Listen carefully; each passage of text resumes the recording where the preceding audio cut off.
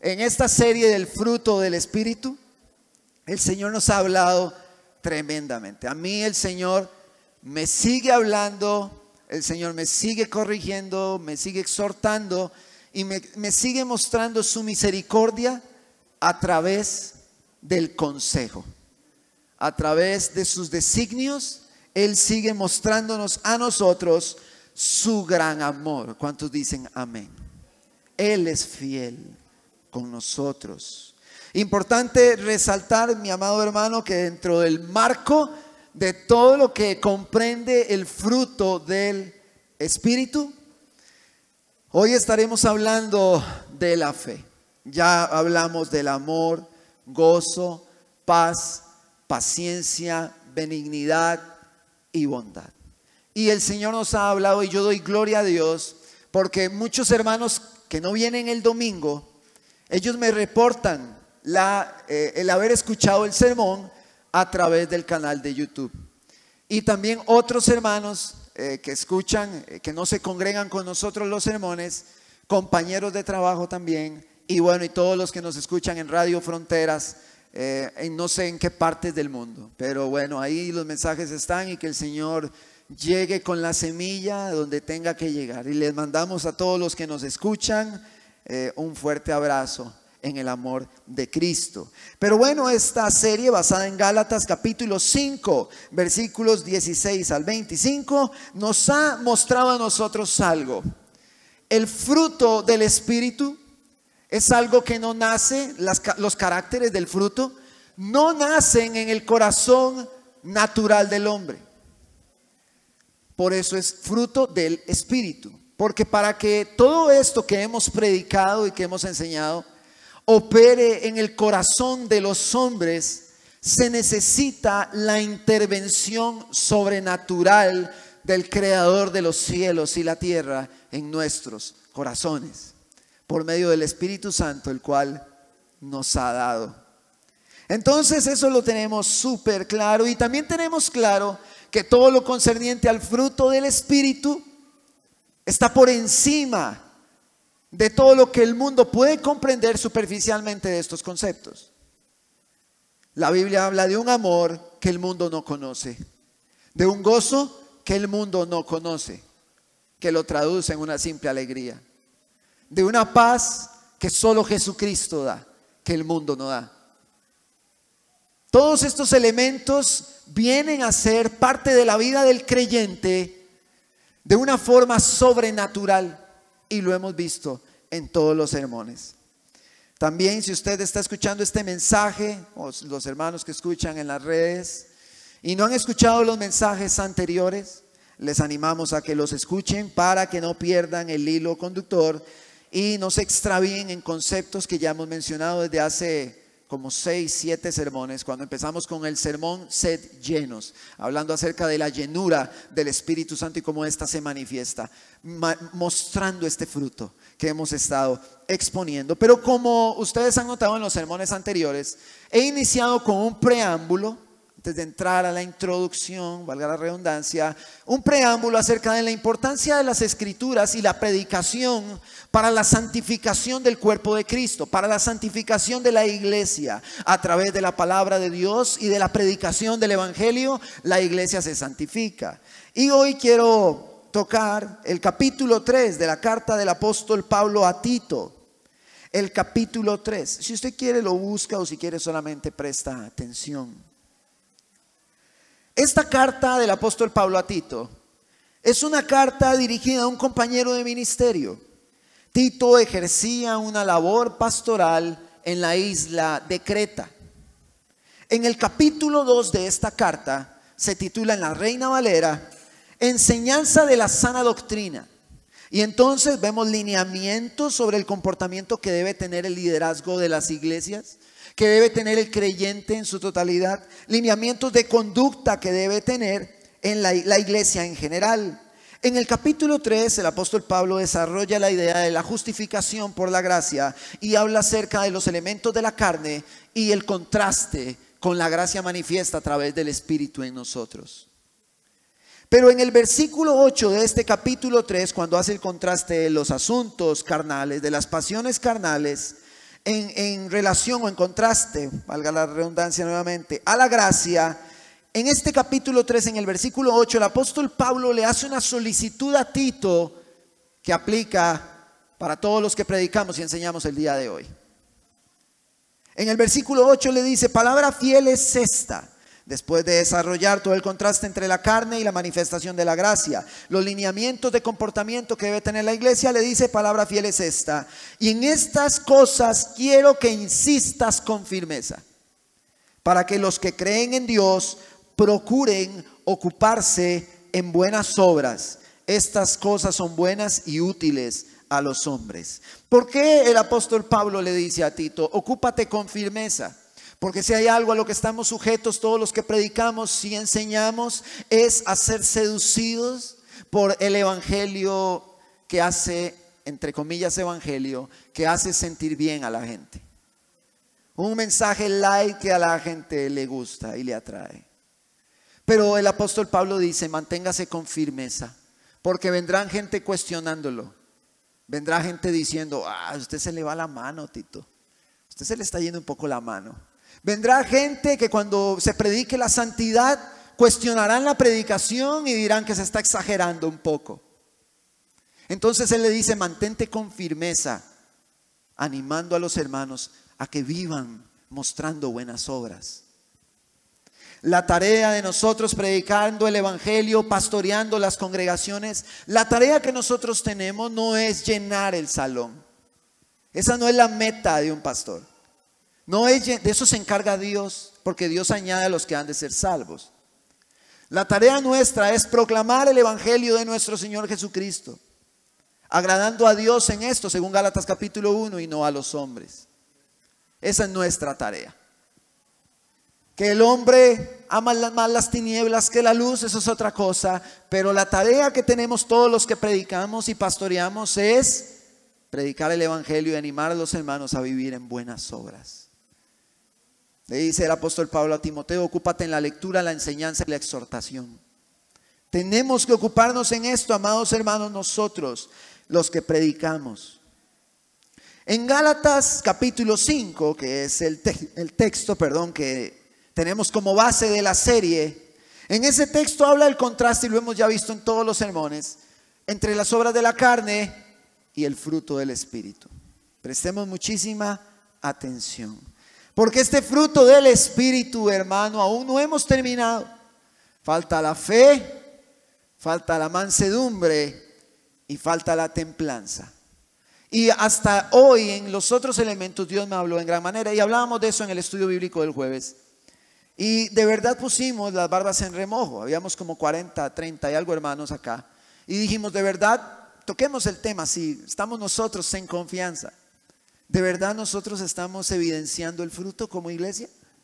Después de ver los casos de la iglesia perseguida, ¿estamos nosotros evidenciando el fruto del Espíritu tal cual lo expone el apóstol Pablo? Entonces nos hicimos esos cuestionamientos para reflexionar en nuestro carácter, en nuestro comportamiento, y para poder identificar qué tanto nosotros imitamos a Cristo en nuestro accionar. Y nos dimos cuenta que en efecto tenemos que ser más llenos del Espíritu. La palabra debe abundar más en nosotros. Tenemos que tener una vida de oración para poder reflejar ese carácter. Pero tenemos que ser insistentes en esto. Vaya conmigo a Hebreos capítulo 10, que es el texto que estaremos tocando hoy. Hebreos capítulo 10, en el sermón titulado Es pues la fe. Es pues la fe.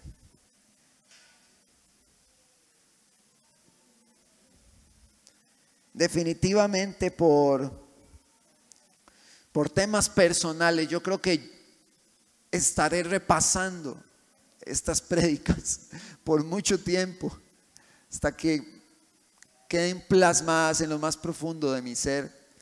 Porque no hay momento en nuestra vida diaria en el que no nos veamos expuestos a reflejar el fruto. En todo momento hay que reflejarlo. Salimos de la casa y hay que reflejar el fruto. Nos montamos al bus y hay que reflejar el fruto. Llegamos al trabajo y saludamos al jefe, hay que reflejar el fruto. Hablamos con los compañeros, hay que reflejar el fruto. Todo el tiempo. No es un tema de que nos cargamos el domingo y el lunes reflejamos el fruto, pero ya el martes, ¿verdad? Ya me cuesta, y el miércoles ya no me acuerdo mucho, y el jueves se me olvidó. El cristiano refleja el fruto todo el tiempo, y por eso tenemos que velar. Hebreos capítulo 10, versículo 32. Pero traed a la memoria los días pasados, dice el escritor acá, en los cuales, después de haber sido iluminados, sostuvisteis gran combate de padecimientos. Por una parte, ciertamente, con vituperios y tribulaciones, fuisteis hechos espectáculo, y por otra llegasteis a ser compañeros de los que estaban en una situación semejante. Porque de los presos también os compadecisteis, y del despojo de vuestros bienes sufristeis con gozo, sabiendo que tenéis en vosotros una mejor y perdurable herencia en los cielos. No perdáis pues vuestra confianza, que tiene grande galardón, porque os es necesaria la paciencia, para que, habiendo hecho la voluntad de Dios, obtengáis la promesa. Porque aún un poquito, y el que ha de venir vendrá y no tardará, mas el justo vivirá por fe. Y si retrocediere, no agradará a mi alma. Pero nosotros no somos de los que retroceden para perdición, sino de los que tienen fe para preservación del alma. Es pues la fe la certeza de lo que se espera, la convicción de lo que no se ve, porque por ella alcanzaron buen testimonio los antiguos. Por la fe entendemos haber sido constituido el universo por la palabra de Dios, de modo que lo que se ve fue hecho de lo que no se veía. Padre, esta mañana estamos delante de ti, reconociendo, Señor, la profunda dependencia que tenemos. Señor, te necesitamos todo el tiempo. No hay un momento, Señor, en el cual nosotros no te necesitemos. Hemos visto, Señor, a través de esta serie, cómo tenemos que corregir y reflejar el fruto de la manifestación sobrenatural de tu Espíritu en nosotros. Por favor, ayúdanos una vez más a recibir tu consejo, a recibir tu instrucción, Señor, porque a través de ella muestras misericordia para con nosotros. A través de ella nos haces crecer en el conocimiento de tu Hijo Jesús. Señor, damos gracias, Señor, por todo, Señor, lo que tú haces con nosotros, y por este espacio en el que nos permites, Señor, meditar en tus palabras. Señor, ayúdame en todo, Señor, en este tiempo. Te lo pido en el nombre de Jesús. Amén y amén. Bueno, hermanos, la semana anterior pues conté algunas historias y todavía los hermanos ahí me estaban recordando con risa algunas anécdotas que conté. Y pues bueno, no fue mi intención hacer tan jocoso el asunto, pero hasta me dijeron que se había desayunado confeti, porque estuve vacilando. Pero no es mi intención, aunque bueno, fueron anécdotas importantes como ilustraciones, y fue bueno pues para poder explicar y exponer la palabra. El día de hoy el mensaje pues me ha conmovido, así como me conmovió la ilustración del himno en el sermón pasado, cuando hablamos acerca del himno que cantó este hombre indio, hablando de la iglesia perseguida en esa situación tan dolorosa. Hoy veremos otro caso como una ilustración acerca de la fe, y sé que el Señor nos va a hablar. Yo sé que el Señor nos va a hablar porque me ha hablado a mí, predico y me sigue hablando, y mañana escucho el sermón para escuchar todos mis errores, como les he comentado, y tratar de corregir. Y el Señor me sigue hablando porque es su palabra la que nos transforma, la que nos exhorta, que nos habla. Hoy día el mundo dice tener fe. ¿Sí o no? El mundo dice, yo tengo fe. Y hoy vamos a predicar acerca de la fe, pero el mundo dice, yo tengo fe. Y el mundo en realidad tiende a tener fe. El mundo llega a tener fe. ¿En qué cosas? ¿O a qué se refiere? Sí, lo voy a tocar. Buen punto, la lotería, un ejemplo. El hombre, ¿a qué se refiere cuando dice que tiene fe? ¿Qué quiere decir el mundo cuando dice yo tengo fe? Porque el mundo utiliza este concepto sin tener la más mínima ni remota idea de lo que significa la fe. Pero la fe hoy día en el mundo se ve reflejada cuando se pone ella en un político. Todos llegamos a la época electoral y todos tenemos la esperanza de que nuestro voto produzca algo bueno en nuestro país como una participación democrática. Y pasan 4 años y votamos y ¡ay, qué tirada! Y vienen otros 4 años y otra y nada. Y ponemos la fe en los hombres. Y no estoy diciendo que está mal que usted espere que X político traiga algo mejor para el país. Pero algunos ponen toda su fe de tal forma que se cegan ante las mentiras y el engaño que producen los políticos. Los políticos tienden a mentir, a traicionar y a robarle al pueblo. Y esto para nadie es un secreto. Todos lo vemos a esta vista y paciencia. Algunos ponen su fe en la medicina. Y a veces la medicina no es suficiente. Como el caso de mi compañero que les comenté. Todavía él no saben qué tiene. Por toda Europa anduvo, o por no sé si 1 o 2 países, y los médicos dijeron no sabemos qué tiene. Su carne se cae de su cabeza, se le ve el cráneo y su olor es un asunto difícil en su familia. Y la medicina no tiene qué hacer. La medicina no sabe. Pero eso no quita que la medicina produzca también cosas que nos han beneficiado mucho. La medicina ha trascendido de tal forma que ha traído beneficios al hombre, beneficios en muchas áreas, y la tecnología ha ayudado a través de la ciencia a mejorar mucho en el ámbito médico. Sin embargo, a veces la medicina no es suficiente y no puede llegar hasta el punto crítico. Pero muchos ponen la fe en ella y confían en ella más que en Dios. Muchos ponen la fe en otras personas, amigos. Vean los matrimonios. En el 2020 se casaron 12.795 matrimonios y se divorciaron 11.785. La tasa de divorcios es grande porque el voto de confianza en el matrimonio se fractura en el camino cuando 2 personas imperfectas y probablemente en el mayor de los casos saturadas de pecado se unen en una figura que Dios creó.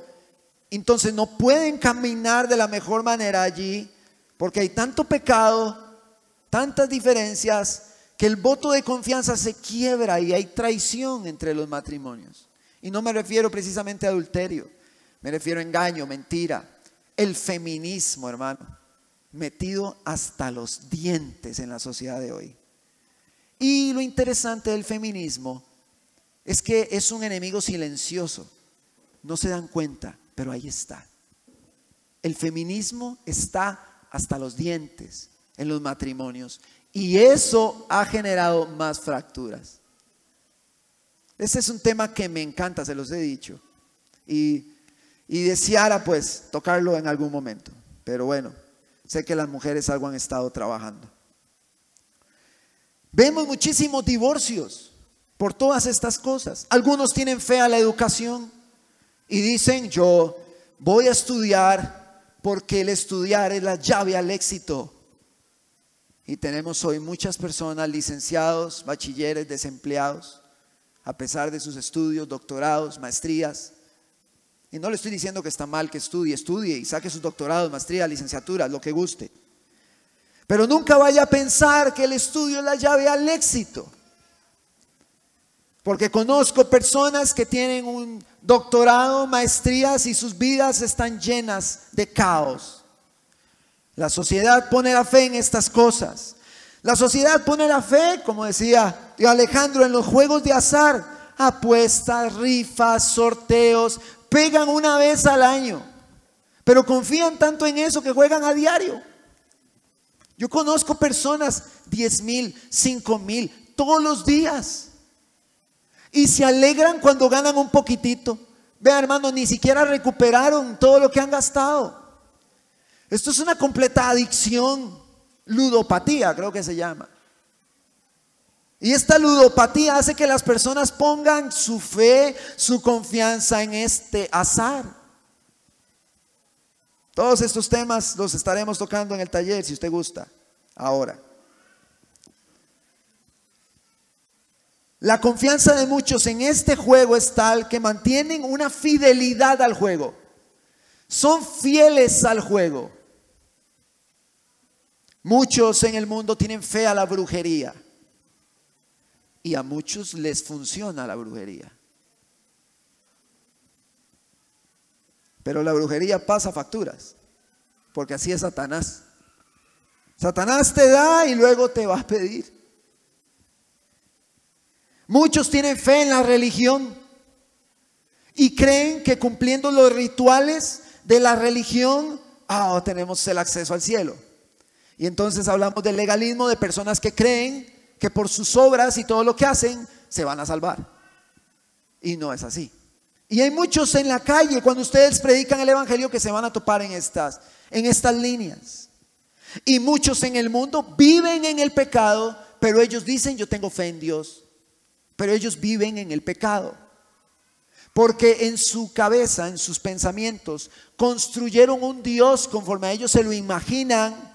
Y esto se llama idolatría. Y entonces tienen fe en el pensamiento que tienen de Dios, que al fin de cuentas viene a ser fe en sus propias ideas, en sus propios ideales. También, hermano, tenemos que estar conscientes de que toda esta fe que el mundo dice tener en estas cosas y en otras más, es consecuencia de promesas efímeras, pasajeras, promesas de cosas en este mundo que van a pasar. Sea que se cumplan las promesas de un médico, de un político en el matrimonio, sea que se cumplan o no, todo lo que prometen, lo prometen como dando un resultado de algo pasajero. Lo que dan es pasajero, lo que dan es de este mundo. Y el mundo dice yo tengo fe en esto, yo tengo fe en lo otro, pero lo que están buscando es esa promesa de aquello en lo que pusieron su fe, una recompensa por haber puesto su fe en eso, pero la recompensa que todas estas cosas dan son solo en la tierra, solo en este mundo. Y entonces algunos hoy día hablan de tenerle fe a la humanidad. No sé si han escuchado esa frase. Es el humanismo metido por todo lado. Y dicen, no, hay que tener fe en la humanidad. Uy, hermano, qué concepto. Y saco el extracto de una página web que se llama Educar es Todo, de un educador que dice, las personas que tenemos fe en la humanidad, creemos que deberíamos contagiar esa fe a nuestros hijos y alumnos. No se trata tanto de no prevenirles contra el mal, sino de entrenarles para admirar el bien. Preferimos equivocarnos tratando como bueno al malo que tratando como malo al bueno. Eso a nuestro juicio sería triste y lamentable. Esto es un pequeño extracto, pero a lo que quiero dar a entender o dar a conocer ahorita es que la fe en la humanidad se refleja, ponga atención a esto, como una confianza en la supuesta bondad del hombre. Una confianza en la supuesta bondad del hombre. La pregunta es, cuando este educador dice que hay gente buena, ¿a qué se refiere el mundo cuando dice bueno? ¿Qué entiende el mundo por bueno? Y yo quiero que vaya conmigo rápidamente a Marcos capítulo 10, versículo 17. Vamos bien rápido.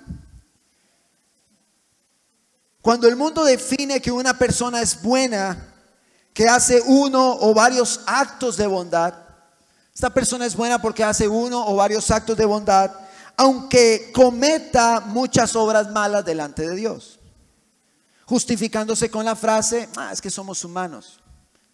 ¿Puede un paramédico, un doctor, salvar 100 vidas diariamente? Y nosotros decimos, wow, qué héroe, eso es una persona buena. Ha entregado su vida para salvar a otros con el ejercicio de su profesión.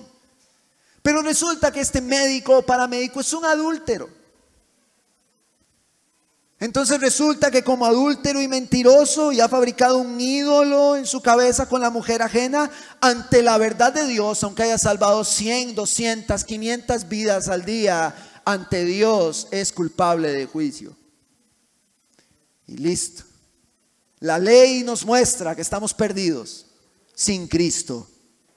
Tenemos que entender esto porque hay personas que piensan que son buenas, y lo he desarrollado muy superficialmente, pero ahorita con esta historia del joven rico, versículo 17 de Marcos 10, dice, al salir él para seguir su camino, hablando de Jesús, vino corriendo e hincado la rodilla delante de él, y le preguntó un joven rico, y le preguntó, maestro bueno, ¿qué haré para heredar la vida eterna? Jesús le dijo, ¿por qué me llamas bueno? Ninguno hay bueno, sino solo uno, Dios. Pero yo quiero que prestemos atención a algo. Jesús no está diciendo yo no soy bueno. La palabra no se contradice, prestemos atención. Jesús no está diciendo yo no soy bueno. No. No lo busque. En Juan 14, cuando hablamos de la paz en el sermón del fruto, Felipe le dijo, Señor, muéstranos al Padre y ya, nos basta. Y Jesús le dijo, ¿tanto tiempo que estoy con vosotros y no me has conocido, Felipe? El que me ha visto a mí, ha visto al Padre. ¿Cómo tú dices, muéstranos al Padre? Y Jesús dice que solo Dios es bueno, pero Él es Dios. Él es Dios. Pero ¿por qué le dice, por qué me llamas bueno?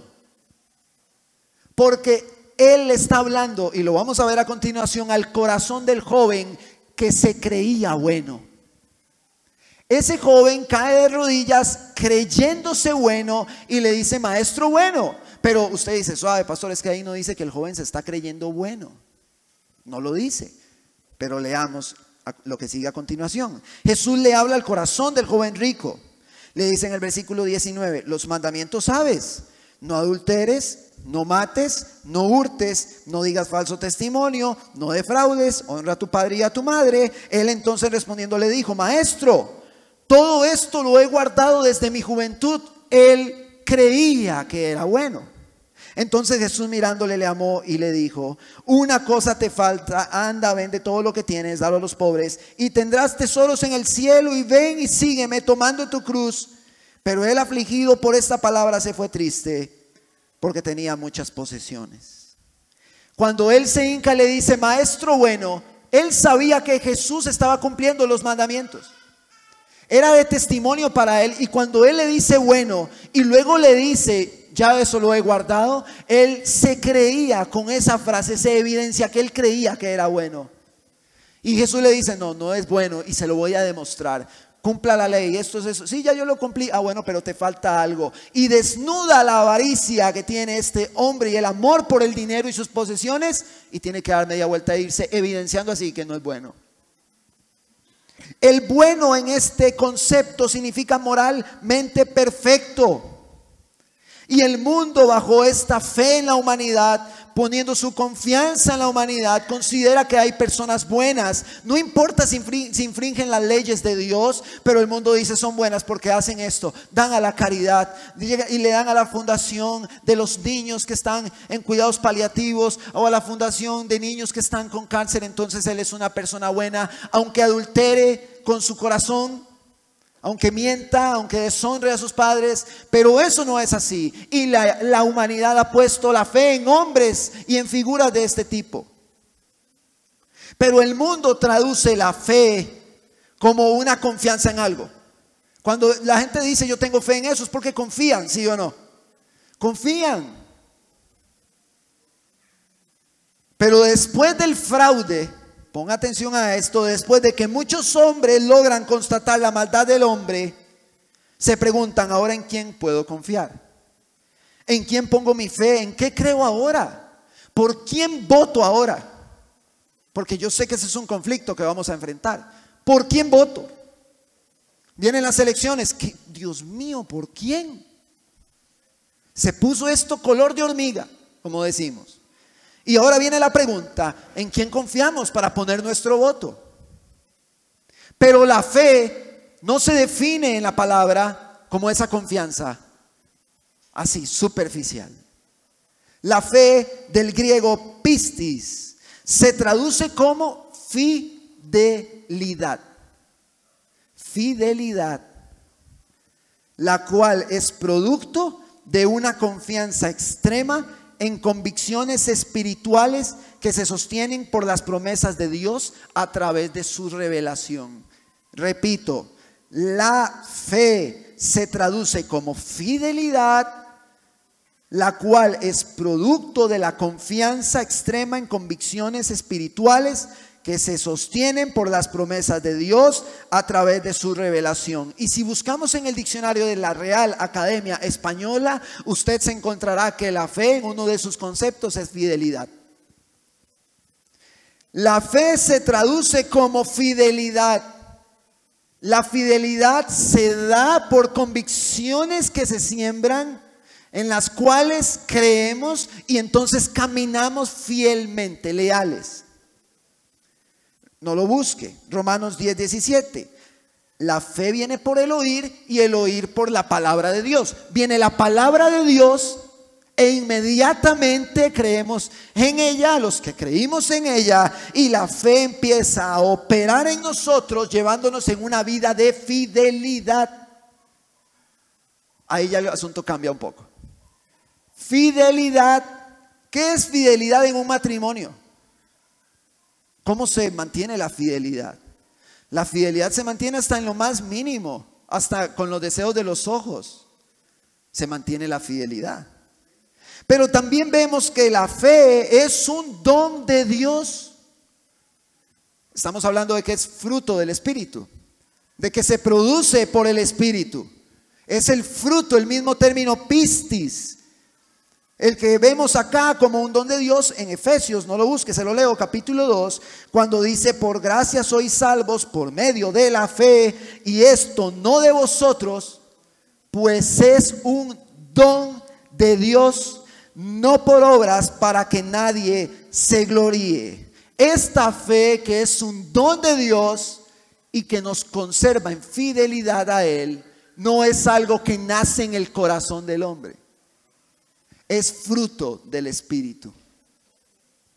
La fe se manifiesta o se manifestó en nuestras vidas, en la vida del creyente, en un inicio, en un proceso y hasta el final. Y pongo 3 ejemplos. En el inicio, cuando el Evangelio vino, como leímos en Romanos 10:17, creímos a la palabra de Dios, a las promesas de Dios, y comenzó un peregrinaje que nos lleva a una promesa eterna en Cristo. ¿Cuántos dicen amén? En el caminar, en ese peregrinaje hacia esa promesa, la fe sigue desarrollándose, y no lo busque, se lo leo en Gálatas capítulo 2, versículo 20. Con Cristo estoy juntamente crucificado, dice el apóstol Pablo, y ya no vivo yo, mas Cristo vive en mí, y lo que ahora vivo en mi carne, lo vivo en la fe del Hijo de Dios, el cual me amó y se entregó a sí mismo por mí. Lo que vivo en mi carne, lo vivo en fidelidad. Eso es lo que dice el apóstol Pablo. Lo vivo en fidelidad como consecuencia de las promesas que Él me ha dado a conocer. Entonces, este contraste entre la carne y la fe lo vemos en Gálatas, en el fruto, cuando vemos en el versículo 22 del capítulo 5, mas el fruto del Espíritu es amor, gozo, paz, paciencia, benignidad, bondad, fe, mansedumbre, templanza. Contra tales cosas no hay ley. Pero los que son de Cristo han crucificado la carne con sus pasiones y deseos. Entonces, en el tanto esta fe del apóstol Pablo, Gálatas 2:20, Gálatas 5:22, esto opera en nosotros, nos mantenemos en una fidelidad donde la carne murió. Está crucificada la carne, y aunque se levanta una ley en nuestra carne, Romanos capítulo 7, una ley que se opone contra el espíritu, la carne está crucificada.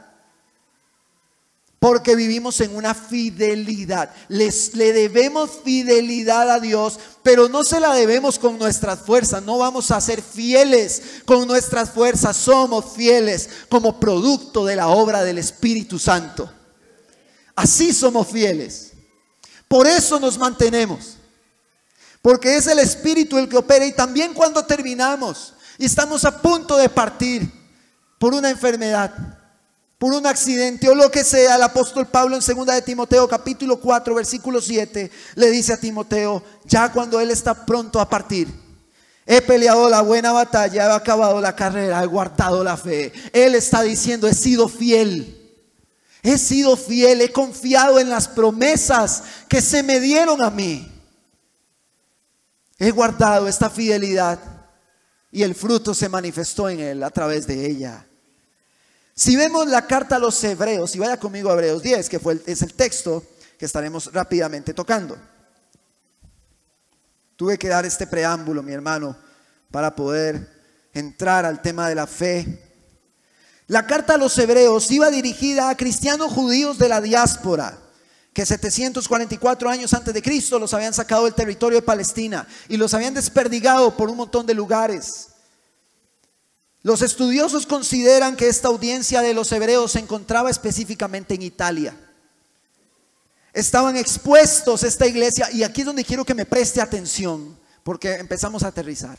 Esta iglesia de hebreos estaba expuesta a la persecución, al dolor, al sufrimiento, a la vergüenza.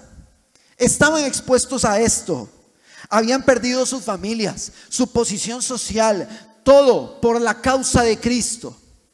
Y entonces el escritor de Hebreos, que está siempre en conflicto, que si fue Pablo, que si fue Apolos, el escritor les da palabras de aliento por el sufrimiento que han atravesado. Y leemos en el versículo 32: pero traed a la memoria los días pasados, hablando de toda esa persecución a la que fueron expuestos, en los cuales, después de haber sido iluminados, sostuvisteis gran combate de padecimientos, por una parte ciertamente con vituperios y tribulaciones, fuisteis hechos espectáculo, y por otra llegasteis a ser compañeros de los que estaban en situación semejante. Porque de los presos también os compadecisteis, y del despojo de vuestros bienes sufristeis, con gozo, sabiendo que tenéis en vosotros una mejor y perdurable herencia en los cielos. Ellos soportaban la persecución, atendían a los hermanos encarcelados por el evangelio, y lo hacían con gozo, porque ellos sabían que tenían una herencia en los cielos, una promesa que los hacía mantenerse fieles. Fieles. No perdáis pues vuestra confianza, versículo 35, que tiene grande galardón, porque os es necesaria la paciencia, para que, habiendo hecho la voluntad de Dios, obtengáis la promesa. Porque aún un poquito, y el que ha de venir vendrá y no tardará. Mas el justo vivirá por fe. Y si retrocediere, no agradará a mi alma. Pero nosotros no somos.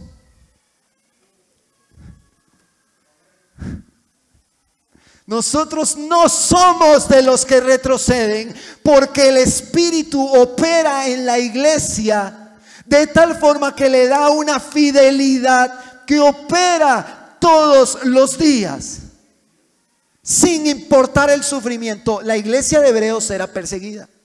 Era una iglesia perseguida. Nosotros, dice, no somos de los que retroceden para perdición. ¿Por qué?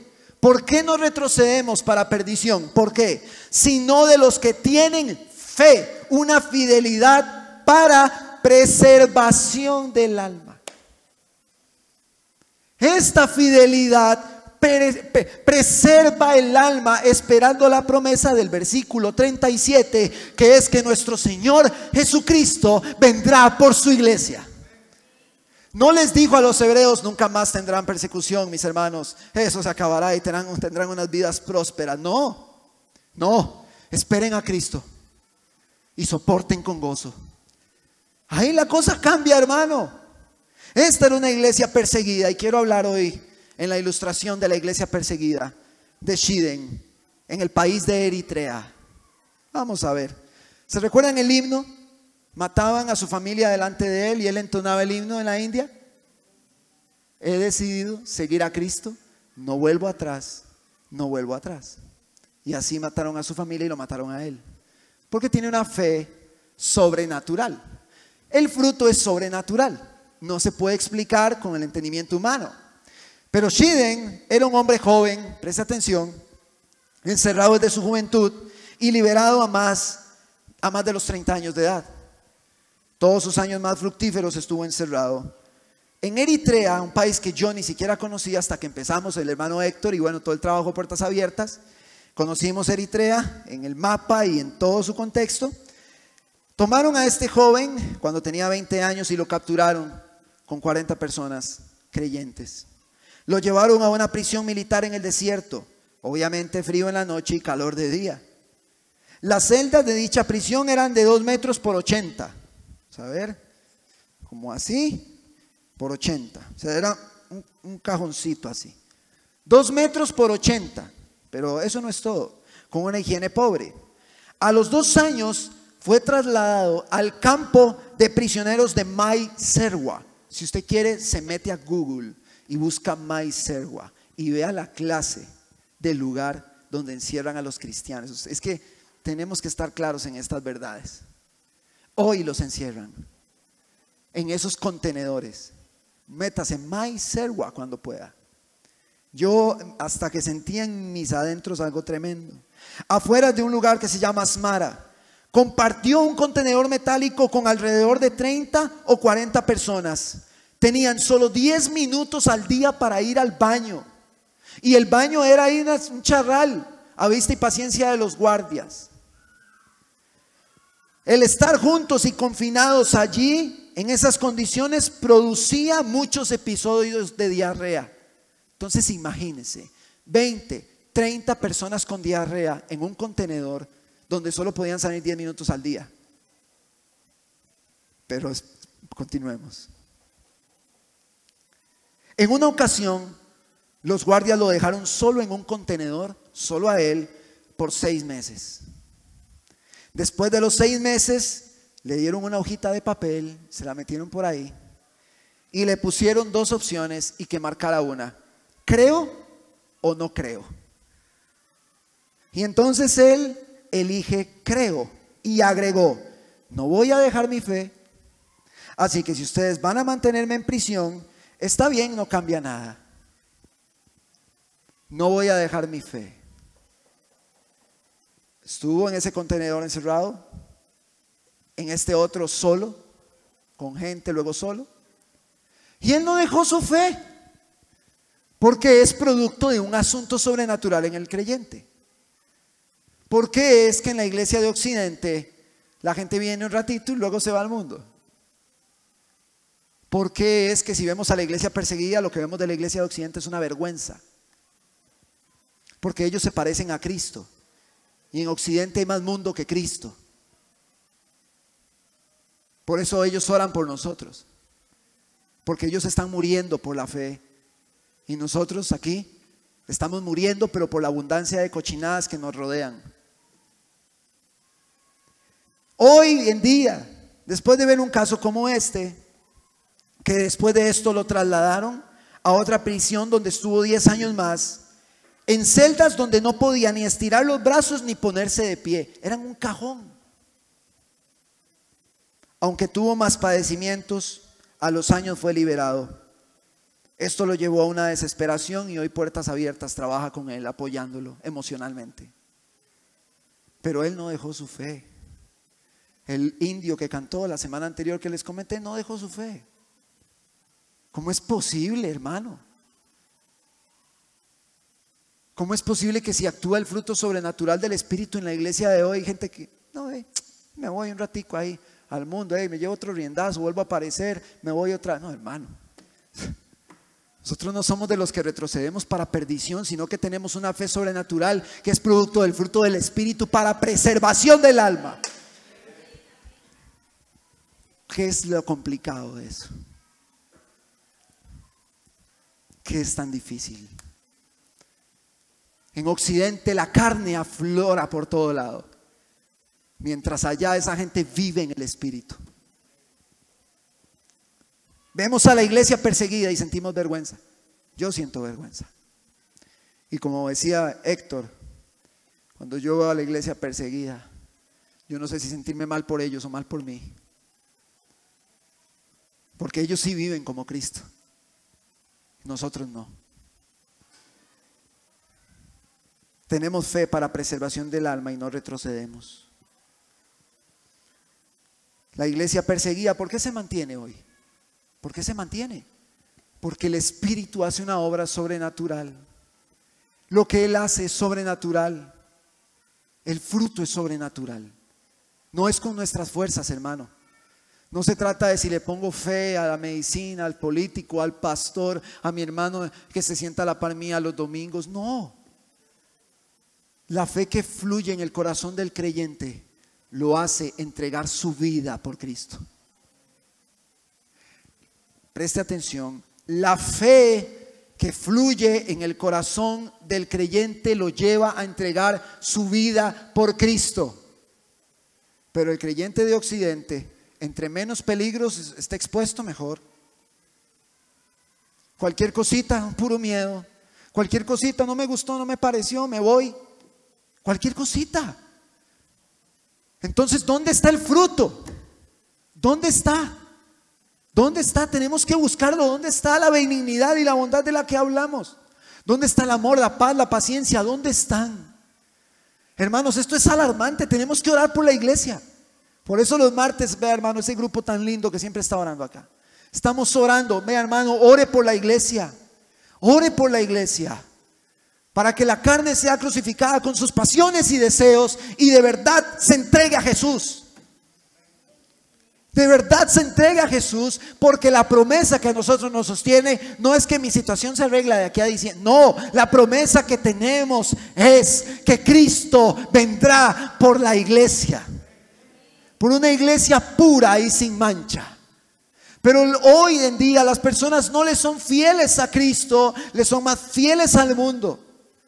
Le son más fieles al azar, le son más fieles a las pasiones que se despiertan en su carne, le son más fieles al entretenimiento, le son más fieles a las noticias, le son más fieles a lo que dice un político, a ellos les son más fieles que a Cristo. Esto es vergonzoso, es vergonzoso. ¿Cómo puede ser? ¿Dónde está la iglesia hoy con una fidelidad a Dios que esté dispuesta a entregar su vida por Él? Por eso ora la iglesia perseguida por nosotros, porque ellos saben cómo estamos. Mientras el entretenimiento nos aleja de Cristo, la persecución a ellos los acerca a Cristo. Y yo digo, Señor, ¿será acaso que ocupamos una persecución? ¿Será acaso eso? Pero ya vendrá, va a llegar. La persecución llegará, aquí llegará. Y con 33 años que el Señor me ha dado, si me regala otros 33 para servirle en la obra del ministerio, sé que veré y viviré la persecución. ¿A cómo va esto? Vamos a vivir. Yo la voy a vivir. Y desde ya me preparo en el Señor y le digo, Señor, lo que tengas que hacer, hazlo. Pero no cierres nuestra boca. Prediquemos siempre el Evangelio, para que tu nombre sea glorificado. Quisiera pedirle a mi hermano Dariel me ayude.